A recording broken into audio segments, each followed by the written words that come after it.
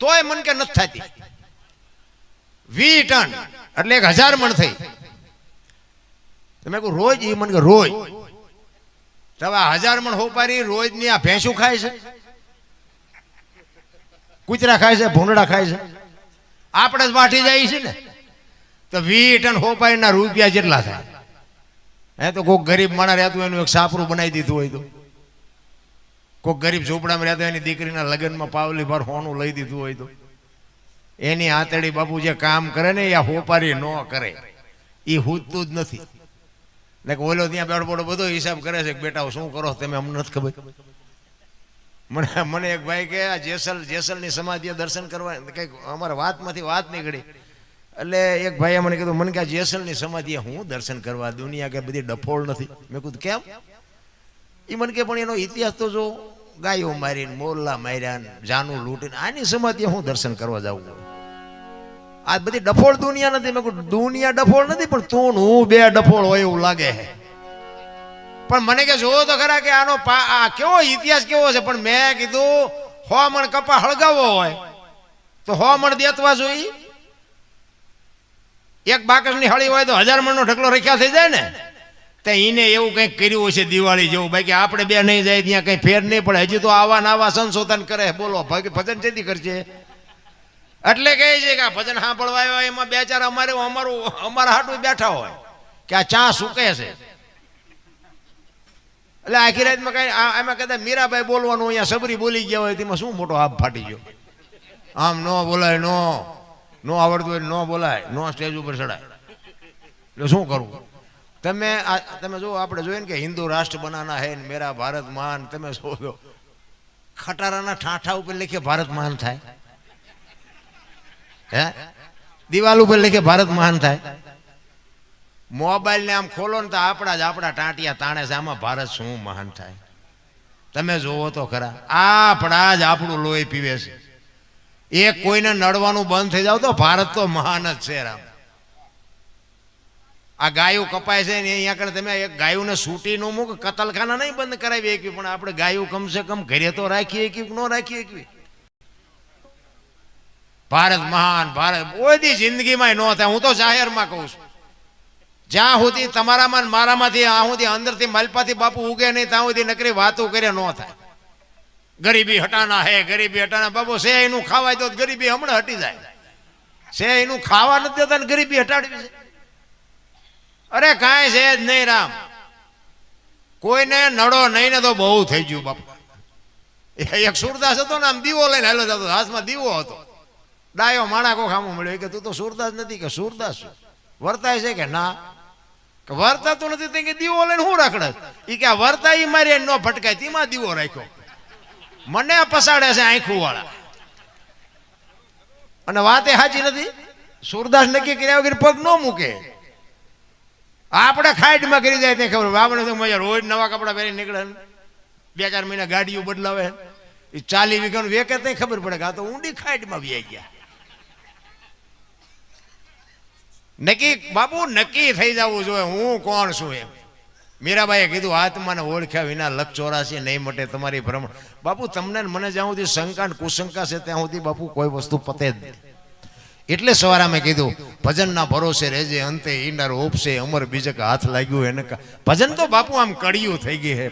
પણ હવે આપણને ભજન ઉતરતું નથી, એનું કરવું શું? ભજન તો ભજન હોય મારા રામ. તમને એક જ વાત કરું કે સવારામ સાહેબ બજાણાની બજારમાં ભજન કરે, સુરતા કોઈ સુગડ સમેટે, સાહેબ ઘટમાં ભેટે, તીર્થ વ્રત બહુ કરે, જાય બદરીને બેટે, પડ્યું અહીંયા ગોતે નહીં ગોતે શેટે શેટે, આદલ તો અંતરમાં રે મારા બાપ, ભજન કરો તો ભેટે. આ એક શબ્દ બાપુ જબુમાને વાગી ગયો અને આ દુનિયામાં સવારામ બાપાને ઉજળા કરી દીધા. એમ શબ્દ વાગવો જોવે. તમે આટલા બધા બેઠા હોય ને આમાં બાપુ આખી રાતે મેં રાડ્યું ઉપાડીમાં જો 2 જણાને અમારી વાત મગજમાં ન ઉતરતો તો અમારી તમારી બેયની કઠણાઈ કહેવાય ને ભલામણ. વાણી તો વાણી, મારા વખાણ કરવાની વાત જ નથી, વાણીની વાત છે. પછી કલાકાર તમે 5 લાખ ખર્ચીને લાવો તો ભલે, મારા જેવો લઈ આવો તો ભલે, વાણી શું કહેવા માંગે છે. વાણીમાં મેં કીધું એક વસ્તુ પડી બાપુ. જાઓ આ એક સાખી છે ને, એક સાખીની તમને વાત કરું કે માયા હુદી ગોઠડી વજરના છે ગાળા, હાંગાજી હલવાણા, કંઈક સડ્યા ને કંઈક પાળા. આ ક્યારે બનેલી? જો જ્યાં જ્યાં ભજન છે ને મહાપુરુષોએ પોતાને જ્યાં જ્યાં અનુભવ થયા ને અહીંયા બાપુ વાણી લખી છે. જ્યાં અનુભવ થયા અહીંયા માયા સુધી ગોઠડી વજરના છે ગાળા, હાંગાજી હલવાણા, કંઈક ચડ્યા કંઈક પાળા.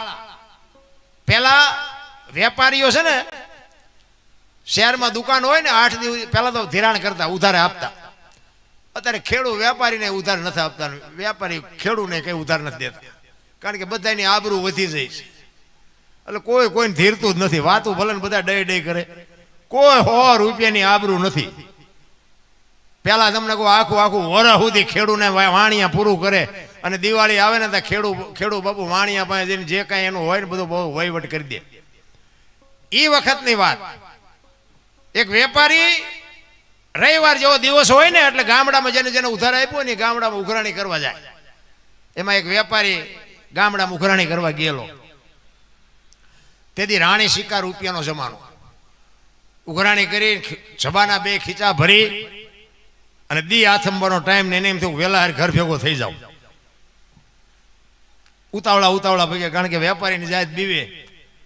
અંધારું થયા પેલા વ્યો પૈસા પાયે છે, કાંઈ ઘા નીકળ્યો. એમાં વચ્ચે રસ્તો નેરિયા જેવો આવે, હાંકડો રસ્તો આવે ઊંડો અને 2 બાજુ આમ ઊંચો.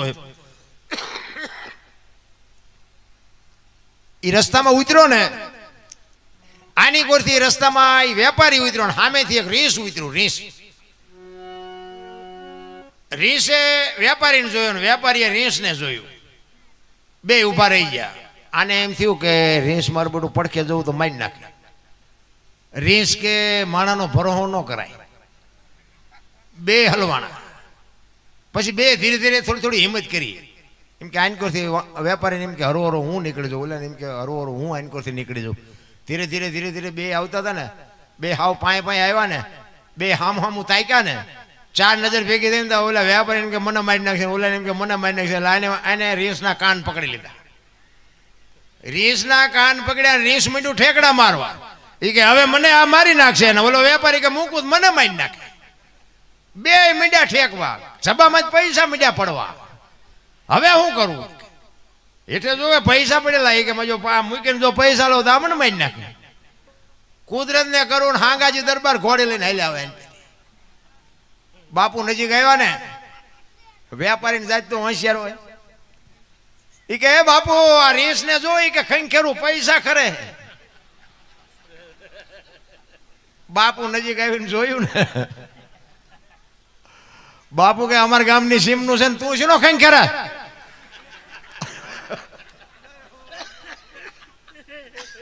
એ કે તો હાલો ને બાપુ, તમારા ગામની સીમનું હોય તમે લઈ લો. બાપા ઉતર્યા ઘોડીએ પકડાઈ દીધા બાપુને. એ કે બાપુ આ મારા ખેર્યા છે એટલે મને લઈ લેવા દેજો. એ ઉપાડ કે લઈ લે હાલ જલ્દી. એ લઈને પછી ભાગ્યો હોય છે બાપુ, હગડ પીડ્યા છે એના. કેવો ભાગ્યો હોય છે. પછી બાપુ મીંડ્યા ખઈ ખેરવા. શું કરે? આપણે નથી લાગતું એવી રીતે આપણે ખખેરતા હોય એવું નથી લાગતું. ત્યાં સંતોને લખવું પડ્યું માયા સુધી ગોઠડી વજરના ગાળા, હાંગા બાપુ આમાં હલવાણા, કંઈક સેડ્યા ને કંઈક પાળા. આમાં તમે હું બધા હલવાણા છે. લાખ રૂપિયા થાય ને તો કે 5 લાખ થાય ધારું, 5 લાખ થાય કે 25 લાખ થાય ધારું. આપણો શેઠો ખરો? શેઠો જ નથી. બળદિયાને ખબર પડે કે શેઠો આવ્યો પાછું. આપણે બળદિયા કરતા 2 જ છીએ. કાંઈક આપણું લિમિટ તો હોય ને કે ભાઈ આપણે 50 લાખ રૂપિયા થઈ જાય પછી આપણે 1 રૂપિયો રળવાનો થતો નથી. શેઠો ખરો કોઈનો? છે જ નહીં. અને હક ધીમા નથી. કારણ કે શેઠો હોય તો કંઈક શાંતિ હોય ને. હજી લઈ લું બસ ઠેઠું આ જ દે. ત્યાં કમા જ કરવાનું, તો ખાવાનું ચાલે. નકર જો તમે માણસ છે ને બધું મારું કરે, પણ નકર જો જન્મ બીજા આપે, ભણાવે બીજા, ધંધો શીખડાવે બીજા, પેલું છેલ્લું સ્નાન કરાવે બીજા, અને મરી ગયા પછી રૂપિયા વાપરે બીજા. તો તમારું શું? ઠેકડા મારવાનું એટલું જ તે ને. હું એવું નથી કહેતો આ છે આપણે આપી દેવાનું, પણ કહેવાનો એક ઘડી હાથી મેં પુનિયા તુલસી સંગત સાદગી કટે કોટી 24 કલાકમાં બાપુ હરિનું ભજન જે થાય ને એ જ તમારું મારું હકીકતનું બેલેન્સ. માણસનો એક જ અવતાર બાપુ એવો છે કે આમાં તમે હરિભજન કરી શકો. કૂતરા કાગડા ભેંસું ભૂંડા કોઈ ભજન ન કરી શકે. ભજન કરવા માટેનો આ એક જ. અને હું તો એમ કહું ભજન ન કરો તો કંઈ નહીં, મા બાપની સેવા કરજો. હું તો એમ કહું મા બાપને સવારમાં તમે પગે લાગીને જાઓ ને, જિંદગીમાં આખી દુનિયામાં ક્યાંય પગે ન લાગવું પડે. આપણી સાથીનો બાપુ હું પાવરથી કહું, એક તમારી જનેતાને તમે પગે લાગીને જાઓ અને કદાચ ઠાકરના મંદિરમાં જાઓ ને ઠાકરને પગે ન લાગો તોય મારો નાથ રાજી થાય કે એની માને પગે લાગીને આવ્યો છે ને બાપુ, એમાં લીટી ન કરી શકે, ઠાકર ન કરી શકે. અને એને પગે લાગો એટલે જિંદગીમાં ક્યાંય બીજે ન લાગવું.